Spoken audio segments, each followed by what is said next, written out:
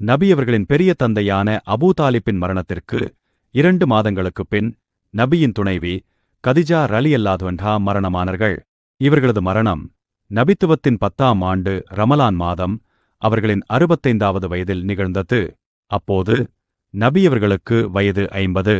அபூதாலிப்பின் மரணத்திற்கு 3 நாட்களுக்குப் பின் கதீஜா அவர்கள் மரணமானார்கள் என்றும் சிலர் கூறுகின்றனர். நபியவர்களுடன் 1/4 நூற்றாண்டு காலம் வாழ்ந்த அன்னை கதீஜா நபியின் சிரமமான மற்றும் துக்க நேரத்தில் ஆறுதலாக உறுதுணையாக இருந்து அவர்களின் தூதுத்துவத்தை எடுத்துக் கூறுவதற்கு பல வகையில் தியாகம் செய்தார்கள். மேலும் அறப்போரின் கஷ்டங்களில் பங்கெடுத்து தங்களின் உயிராலும் பொருளாலும் ஒத்தாசை புரிந்தார்கள்.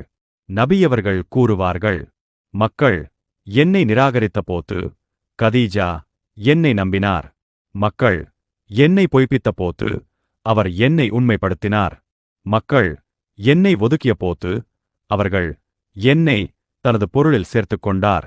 அல்லாஹ் அவர்கள் மூலமாகத்தான் எனக்கு குழந்தைகளை கொடுத்தான். அவரல்லாமல் மற்ற மனைவியர்கள் மூலம் குழந்தைகள் இல்லாமல் செய்துவிட்டான். அபூ குரைரா ரலியல்லாஹு அன்ஹு அறிவிக்கிறார்கள், ஒருமுறை நபியவர்களிடம் வானவர் ஜிப்ரயில் வந்தார். அல்லாஹ்வின் தூதரே, இதோ கதீஜா தங்களுடன் ஒரு பாத்திரத்தில் உணவை எடுத்துக்கொண்டு